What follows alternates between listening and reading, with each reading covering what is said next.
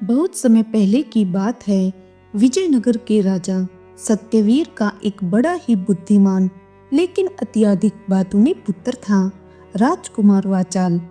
वाचाल का दिमाग तेज था, ज्ञान अपार था, लेकिन उसकी जुबान कभी नहीं रुकती थी। राज दरबार में, मंत्रियों के बीच, उत्सवों में, हर जगह वह बिना सोचे समझे बोलता ही रहता था। उसकी यह आदत उसे कई बार मुसीबत में डाल चुकी थी। राजा सत्यवीर को इस बात की चिंता थी कि अगर वाचाल अपनी यह आदत नहीं बदलेगा तो वह कभी एक अच्छा शासक नहीं बन पाएगा।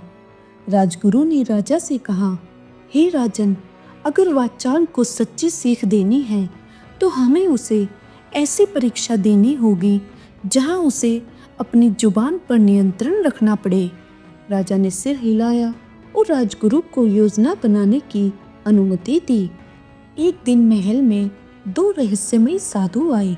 उन्होंने घोषणा की, हे राजकुमार, हम तुम्हें जादुई रथ से स्वर्ग की यात्रा कराएंगे, परंतु शर्त यह है कि यात्रा के दौरान तुम एक भी शब्द नहीं बोल सकते।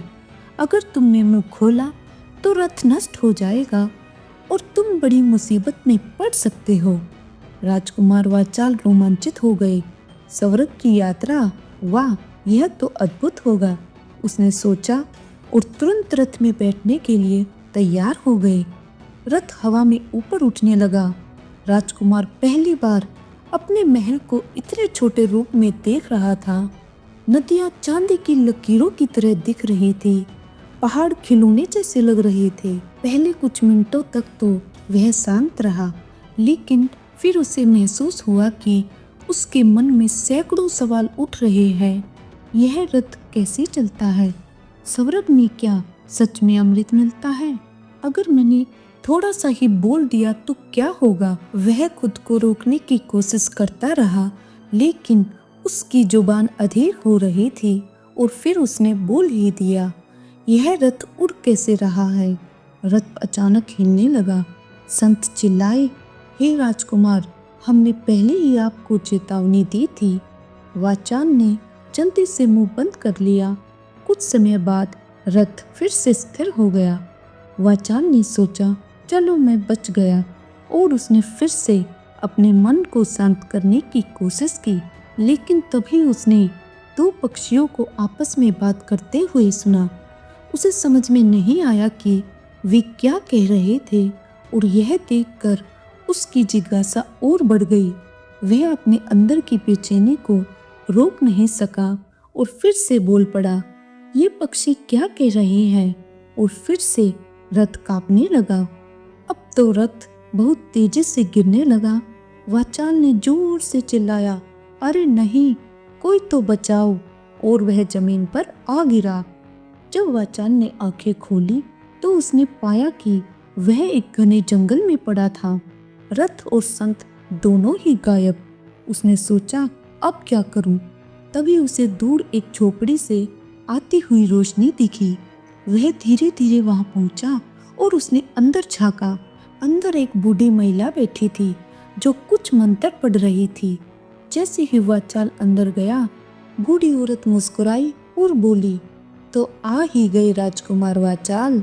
वाचाल चौंक गया, आप मुझे कैसे जानती हो? वृद्ध औरत मुस्कुराई और बोली, मुझे सब पता है। तुमने अपनी जुबान पर काबू नहीं रखा, इसलिए तुम अपनी मंजिल तक नहीं पहुंच सके। अब एक आखिरी परीक्षा तुम्हारी प्रतीक्षा कर रही है। राजकुमार की जिज्ञासा बढ़ गई, लेकिन इस बार उसने चुप रहने का निश्चय किया। बूढ़ी औरत ने वाचाल को एक कटोरा दिया और कहा, इसे पकड़ो राजकुमार, और चुपचाप मेरे पीछे आओ। अगर तुमने कुछ भी कहा तो यह कटोरा टूट जाएगा और तुम्हें यहाँ हमेशा के लिए रहना पड़ेगा। राजकुमार ने सिर हिलाया और बिना कुछ कहे बूढ़ी औरत के पीछे पीछे चल पड़े। पहले कुछ कदम तक तो वह शांत रहे, लेकिन जब उन्होंने एक जादुई दरवाजे को पार किया तो राजकुमार से बोले बिना नहीं रहा गया, और वे बोले, यह दरवाजा कहाँ ले जाएगा? जैसे ही उसने यह कहा, कटोरा टूट गया और उसी पल बूढ़ी औरत का रूप बदल गया। वह कोई और नहीं बल्कि महल के राजगुरु थे। वाचाल चौंक गया। यह तुम्हारी अंतिम परीक्षा थी वाचाल। अब तुम्हें समझ में आ गया होगा कि बिना सोचे समझे बोलने का क्या अंजाम होता है। राजकुमार को अब अपनी गलती पूरी तरह से समझ में आ गई थी। अगले ही पल वाचाल अपने महल में थे।